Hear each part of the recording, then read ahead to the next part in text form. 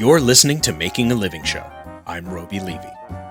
Hi, my name is Curtis Nemechek, and I make DIY garden kits and handmade home decor for a living. Inspired by the lack of products on the market that met his needs, Curtis Nemechek co-founded Urban Minimalist and set out to create home and garden products that combine utility and style while satisfying his minimalist sensibilities. Here's my chat with Curtis Nemechek. Who are you and what do you make for a living? My name is Curtis Nemechek, the co-founder of a company called Urban Minimalist, and we make a few different product categories. Our main one being these different microgreen DIY growing kits, but we also do different like handmade concrete home decor as well as leather goods. So what inspired you to get into this? Yeah, because they're kind of niche categories. Yeah.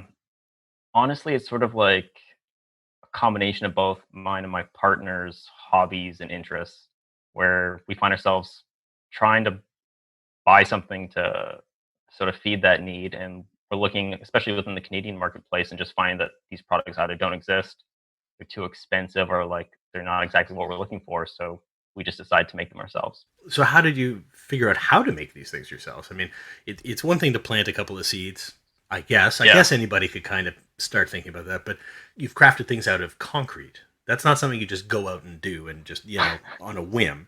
How did you figure out how to do these things? I think some like almost like the concrete or even leather goods stuff falls from our background. Like as a hobby, I got into leather goods and I was making wallets for people in my family for Christmas and stuff like that. And then maybe some of the concrete element came from my father and my uncles were in construction. So I sort of grew up doing construction, a little bit of concrete here and there. And then Max got into it in terms of home decor and was making his own small tables in his house with like copper wireframe legs essentially. And I was like sort of like helping him make those. And then paired with our gardening interest, we just started making planters essentially. I was gonna say you don't meet a lot of young guys who are interested in gardening. Yeah. Like how did you guys find your way to that? Let alone two guys who are buddies who go, you know what, we really bond over gardening. I think I sort of follow under the stereotypical British Columbia person. I grew up there and always being out in nature, always having a giant garden growing up. So I love having plants around the house. So I think that, and being in Toronto, I was previously in a pretty rural area, moving to Toronto, obviously not having a lot of space for your own garden, you bring stuff indoors. And then I sort of fell into what microgreens are because I had no clue maybe 2 years ago. And then it just sort of snowballed from there. And what are microgreens for those of us who are microgreen newbies? Yeah, they're sort of like miniature versions of different vegetables and herbs. They grow typically anywhere from like 3 to 8 inches tall, typically like 3 to 6 smaller, but they're just super powerful in terms of flavor. And they're just packed full of like, they're pretty much superfood. They're full of nutrients and vitamins and they're just incredibly flavorful. A lot of people will like use it for juicing or even just like adding it in as garnishes for their cooking or salads. Gotcha. So you're a couple of health conscious guys and you decide I'm going to sprout some of these things in my kitchen for my own use. Yeah. At what point do you take it from things that you made because they weren't available to I'm gonna start a store. We're gonna start actually making these things for other people. How did it kind of transform from there? Yeah, I think it's almost two different paths met. You sort of have the hobbies of gardening and concrete home decor that we were sort of doing on our own, and then sort of we both already work in a almost like a startup e-commerce environment. So we wanted to be entrepreneurs ourselves, start our own companies. Sort of like set our own path. And so one of the biggest things that we both believe in is that like you just need to do it, like sort of a stereotypical Nike saying, just do it, unfortunately. But there's really a lot of truth to that. Like you could sort of ponder over different ideas and never do anything. So we just figured we're interested in this. There's an inherent void in the marketplace for these items. So let's create them and let's just start our own thing and start moving with it. What was it about the market that there was a hole in there that you thought, well, I'm going to fill this. We've got something unique and different? Sort of two things. Canada, in terms of e-commerce, is really unique because it's incredibly small in terms of product availability from within Canada. Like there's tons of items you can get from overseas and obviously from the United States, but you're going to be dealing with the currency exchange and then like extra shipping costs. So there's a barrier to entry in terms of just higher cost. So I would say the second piece would just be that First of all, in terms of microgreen kits, typically what you see with gardening, and that's a whole side discussion because online gardening is really ripe for disruption as a market as a whole. But when it comes to gardening, especially microgreens, people typically are purchasing like 12-inch by 10-inch plastic, really cheap flats, and it's literally just for juicing. It's just for like digestive use. So you're pretty much growing and consuming. Um, we want to take a bit of a spin of that. We wanted to provide like a DIY. Anyone could have their own green thumb gardening experience while also adding like that aesthetic element that you can put at your home and be proud to have around. So it wasn't such an eyesore. So definitely, I think at least with the microgreen kits, what really separates us is that it's a pretty piece to have in your house. Right. See, for me, I just keep thinking of chia pets at this point. Yeah. I remember doing those Did you too. do that? Yeah. And those were gorgeous. They were really a piece of decor you wanted to show off for sure. Oh yeah. A little hedgehog with a bunch of stuff growing out of it. Did it ever dawn on you that this might fail, or does doubt ever creep in with you? Oh, 100%. I think you can kind of drown in it. And one nice thing about having a business partner like Max is like we almost have like a yin and a yang, where he will be a lot more proactive maybe about both like cash flow coming in, because like especially in a startup, you're going to put money in for maybe 6 months to 2 years before you see anything sort of coming back here and you're making a profit. Whereas I'm like, no, let's keep pushing when you start exploring other avenues. So it's really a bit of an ebb and flow between like as a team or even individually just trying to decide like how far do you go, or like what's your proof of concept goal to say like this can survive in the market, this can be profitable, we should pursue it more. But at the same time, you really can't be afraid to drop a product and move on. And have you guys done that? Yeah, we've done it with a couple smaller items, not yet with the microgreen kits, but even with those, like in terms of revenue, they make up the majority of our business. But it wasn't too long ago where we were considering, hey, it's not working on this sales channel, it's not working on this sales channel. Is it a viable product? Is it something that we invest more money into? There's been some handmade leather goods, which we've just decided not to pursue anymore. Oftentimes with handmade products, it's like you get this unique story behind it, but from a business perspective, you really need to budget in the labor you put into it. And also the fact like I'm really big on like analyzing opportunity costs. It's like both Max and myself, we have business degrees. And so like our core competencies are in business, they're in e-commerce and like being able to grow the business, doing operations. We shouldn't be spending 80% of our time manufacturing the products and packing them. So it's a bit of a trade-off with that, like trying to decide which products are worth pursuing based on what we're best at. Right. And you've got three very different product sectors. Yeah. Well, anybody else would have them running as their own businesses. In other words, what are you hoping to achieve with each of these different things and the company as a whole? That's a great question because I think that's probably why there's different product categories that exist because obviously even when it comes to manufacturing and crafting, say concrete products, it is a lot more fulfilling. It's like very experiential.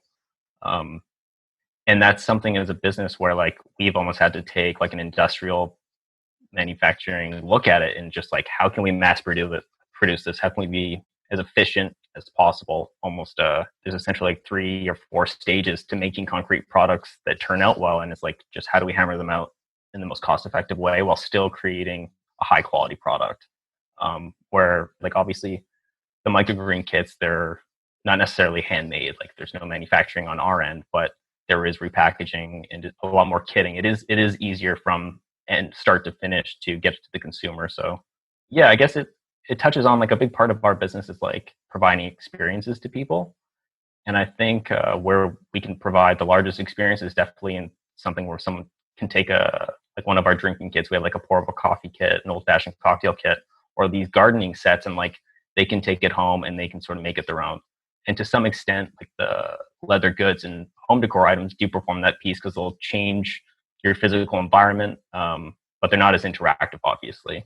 That makes a lot of sense. I mean, and perhaps that will open up different avenues. But to your point, perhaps it's also a question of the product and the channel. Yeah, don't be upset if one product isn't performing well on one sales channel because it might on another. And learn who your audience is and really just adapt and position your product and your company accordingly. Because obviously, like especially with handmade products, people want to hear a narrative and they want to see lifestyle imagery. But on other sales channels, they might want like clean cut white backgrounds, straight to the point. So definitely like analyze your audience and who you're trying to target and position your company and your products accordingly. What does it take to make each of these different pieces. What does it take to make a kit? What does it take to make one of the concrete pieces and one of the leather pieces? I would say concrete and leather are pretty similar. You're literally taking raw goods. In terms of concrete, we've made our own silicone molds based off like items we want. Essentially, like one example is like a soap dish, where there's really not that many concrete soap dishes. They're all kind of niche products, but like there's very few of them on the market. So we essentially created a prototype of a soap mold that we wanted, molded it with silicone. That was maybe a day through the different curing process, and then from there, you mix the concrete, pour it in, let it cure.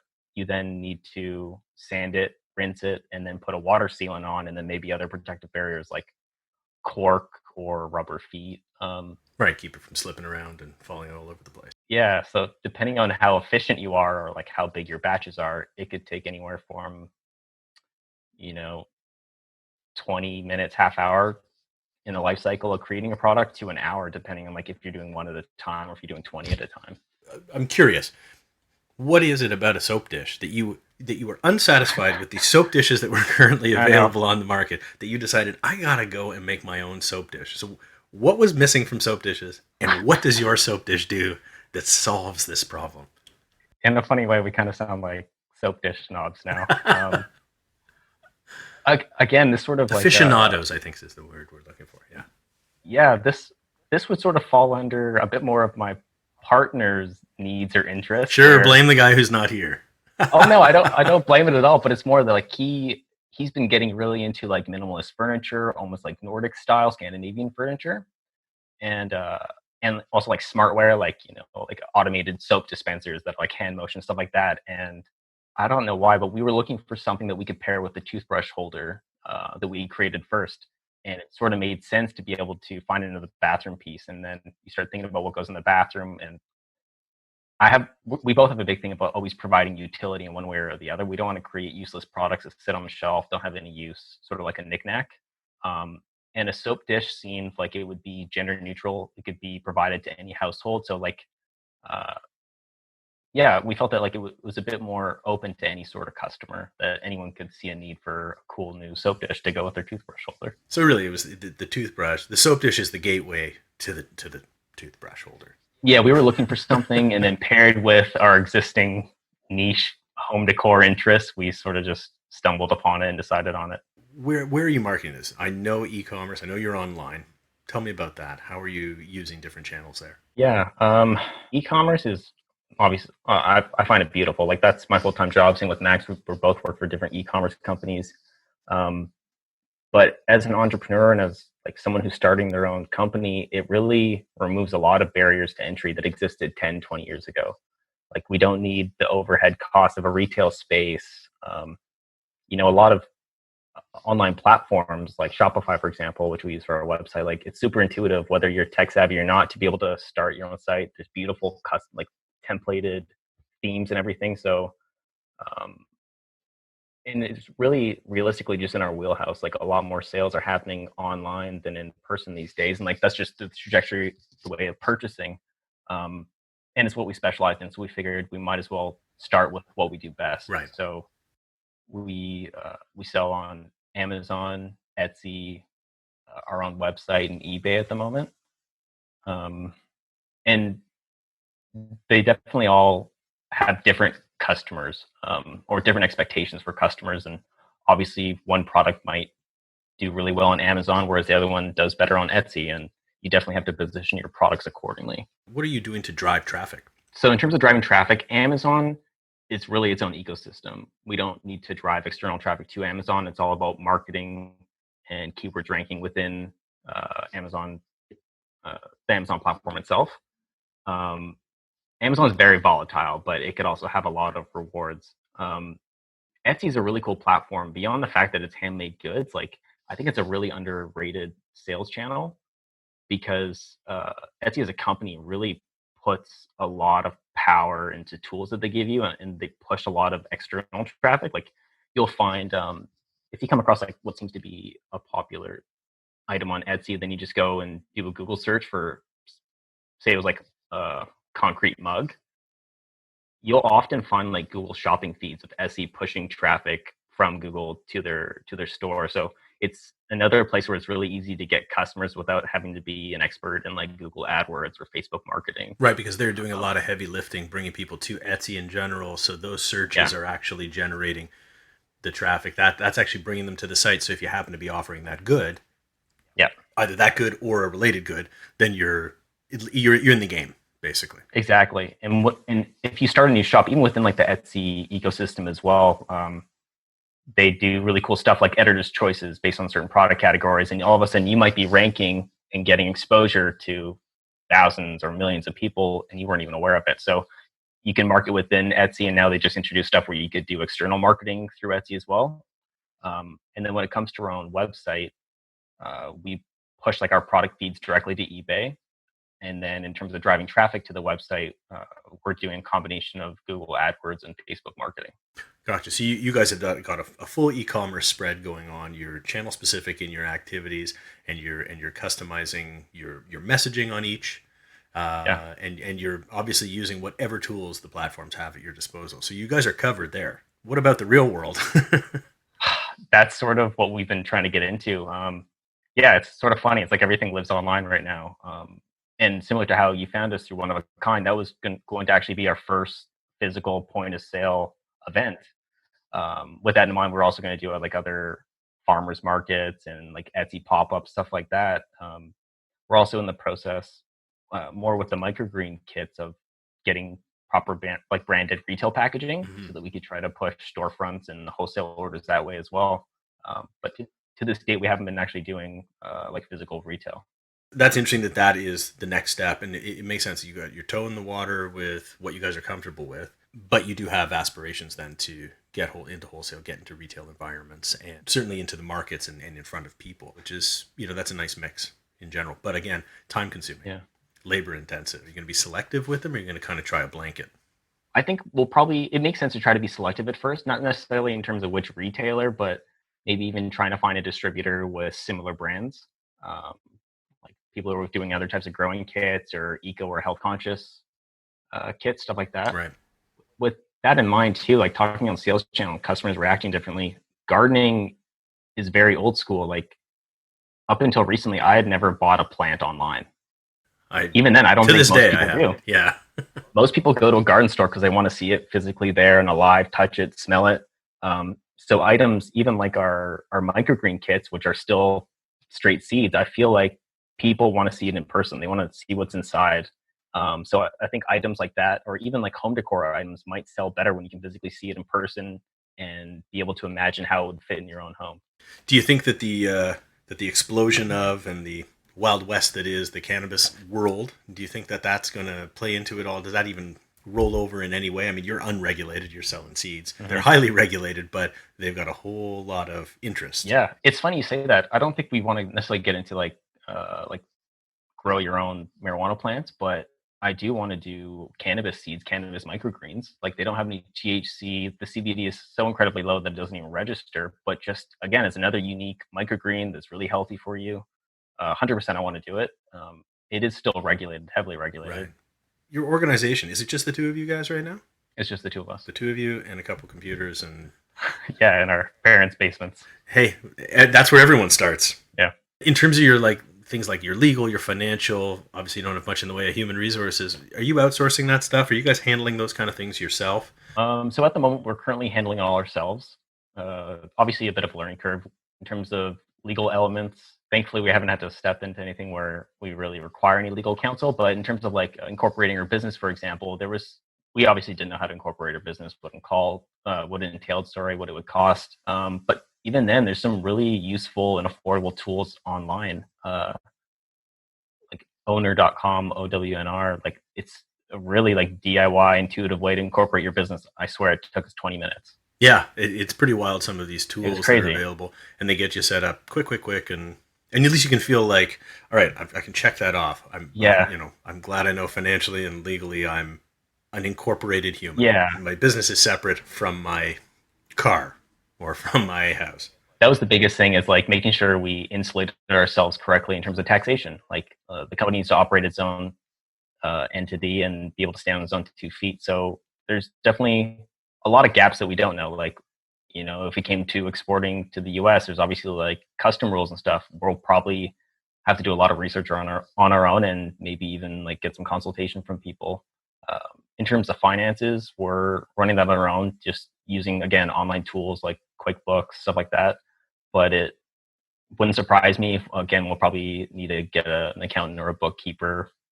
Thankfully, we have a couple of accountant friends who might be able to assist or give a few tips. But I always say if you need an accountant, you're doing well. That's a good problem to have. And if you need a lawyer, you have problems. But generally speaking, you should get a lawyer before you got problems. That's the one lesson I've learned along my many roads. So what does a typical day look like for you guys? A typical day, we actually work together full time, different e-commerce companies. So that's sort of like our 9 to 5. And then from there, we usually go home, and it's a combination. We're pretty laissez-faire in terms of, we don't necessarily say like we need to set specific times that we're working on our business or X amount of days, largely because like we aren't the same person. I don't know, I might be thinking about it quite often, and I'll just hammer into it as soon as I get home or late in the evening, whereas Max has a different schedule and like might have some social obligations. So it really depends, but I would say we're probably doing 1 to 2 hours a day after work right now. And then in busy seasons, or when we're leading up to big like market events, for example, one of a kind was really big, where we were, bringing in all this inventory, getting marketing materials, banners, literally building a physical booth. And that was probably 2 weeks straight of coming straight from our full-time job and just working the rest of the day on our own side business. How do you kind of find some balance? I mean, 1 to 2 hours a day, that's a lot after a long day of work. Let's say you go late at the office. How do you find a little bit of time maybe to hit the gym or out for drinks or whatever it is? Like, how do you guys recharge? Again, I think everyone's probably going to be a little bit different. For myself, I kind of fall into work and I'll disappear into it. So I need to make a conscious effort to put it almost like in my schedule that, tonight, 8 o'clock, I'm done. Spend time with family or friends, or call a friend back home, something like that. But I literally need to schedule it in. It's like, I need to take a break. I need to spend time with people who've been supporting me and want to hang out, and just not neglect that I have a life outside of work. What do you guys learn so far that's I know you're at the beginning of it, but what have you learned that you might be able to pass on to somebody who's considering, tacking on another 2 hours, 3 hours to try and make something else at the end of their day? I would say whatever product or service you decide to create and start selling, make sure it's something like that you're personally interested and passionate about, because it could be a long time before it's sort of takes a turn where you realize like, hey, this could be my full-time job. This can grow into something big. At the same time, it needs to be something that like you really just need to have fun, because it might not manifest into anything, and you don't want to look back at it and say it was a waste of time. So actually caring about what you're doing and enjoying the work itself, that's going to be the most important part. What about mentorship? Is there anybody that is a role model or that's working with you guys to give you a little direction along this way? I wouldn't say there's any one person who's mentoring us directly with the business or even on a one-on-one basis, but we've been lucky enough to work with, I would say, about half a dozen to a dozen people throughout the years within like our own full-time jobs, and just meeting other entrepreneurs at like work conferences and friends who have started their own businesses as well, and just sort of sharing best practices and like what are they doing right? How can I do that? And just using our own jobs at like our full-time jobs as an opportunity to learn as much as I can, and as much as we can, I should say. We both have our backgrounds are more in like operations and inventory management and logistics.